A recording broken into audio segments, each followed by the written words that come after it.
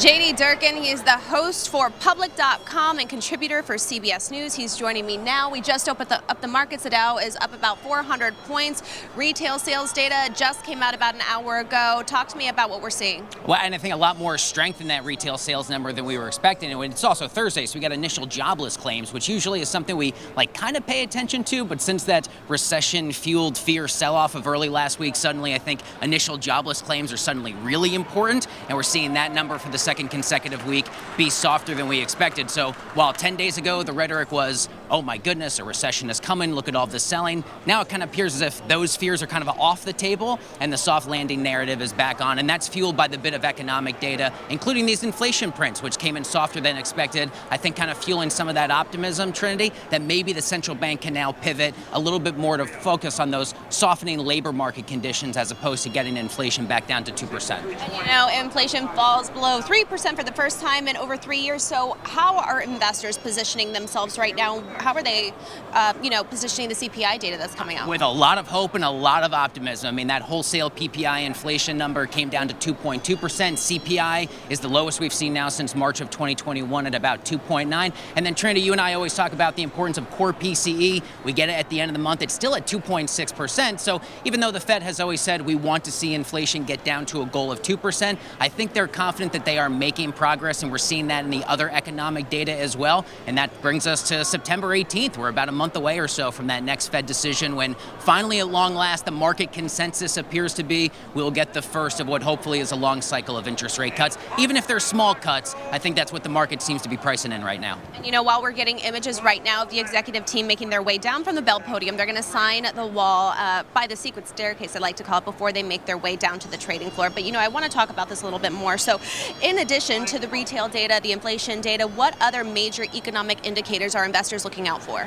Well, it's certainly, by the way, the secret staircase is a great way to describe what happens here at the NYSE. I love that description. We have a lot of secret doors in this institution. I mean, it's a 230-year-old institution. You got to have a few secrets. And it's awesome here to do the broadcast and kind of peel back the layers and show people a little bit what it's like for sure. But to the point of your question, listen, earnings season continues. The big name WMT, Walmart reporting a big beat on top and bottom line today, raising that full year forecast. We want to continue to see names like Walmart, names like Nvidia, which is set to report as well, continue to do well. And then let's not forget, we're going to hear from Jay Powell at Jackson Hole next week out in Wyoming, and that's always a really good indicator. Let's try and get a sense on what the chairman of the central bank is thinking about the path forward on interest rates. So, and of course, that PCE data point is going to be really crucial, arguably the most important thing that the Fed is looking at. So it's going to be a jam-packed next few weeks. So thank God we have a lot of coffee here at the NYSE. Yeah, I know. We are running on coffee fumes here at the exchange right now. There's a lot to look out for. But other than, when the Fed is going to drop rates,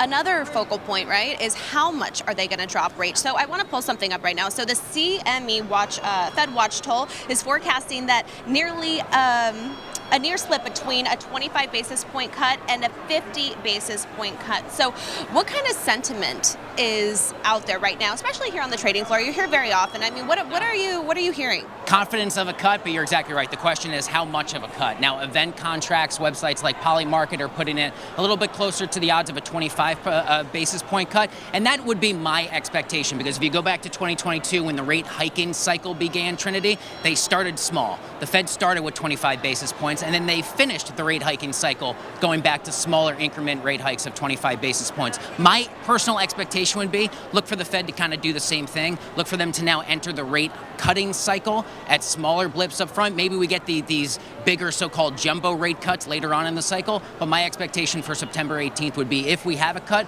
look for 25 basis points. And, I want to continue this conversation going, but I just want to inform our viewers that as we're talking, the executive team is coming down to the trading floor, and although this is a transfer, they're already trading here at the NYSE. We're going to do a ceremonial first trade bell here on the floor, and the first trade bell is when the stock is actually live, and the designated market maker prices out the stock, goes through the whole price discovery process.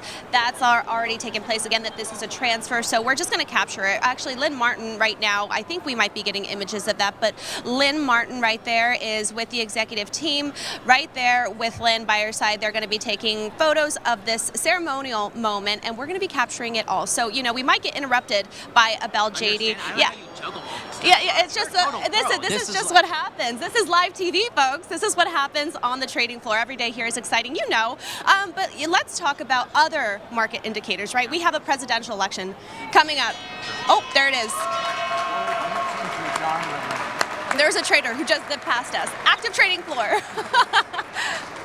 So we got a first trade, a ceremonial first trade that just took place. We got a live broadcast going on and an active trading floor. There's about 200 traders here right now placing in orders. I mean, the market just opened about 6 minutes ago. But last question, JD, and then I'll let you go. So presidential election coming up, highly anticipated.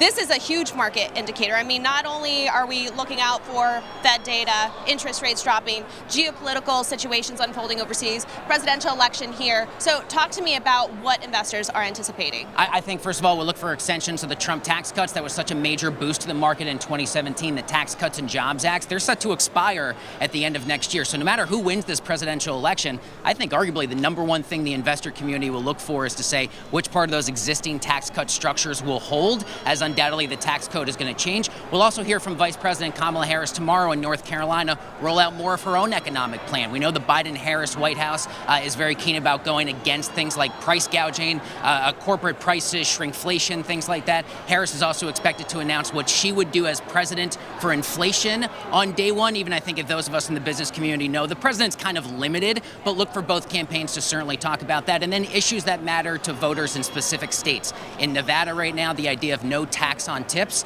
is something that Donald Trump spearheaded. We quickly saw Vice President Kamala Harris come in and say, oh, I also will back that type of proposal, which is really unique to the hospitality and casino industry in a crucial state like Nevada to earn support so either campaign can walk away with a 6 electoral vote. So you got the big sweeping national tax policy issues all the way down to the issues that matter most by most, especially in these key swing purple states that both campaigns need to win if they're going to be successful in November.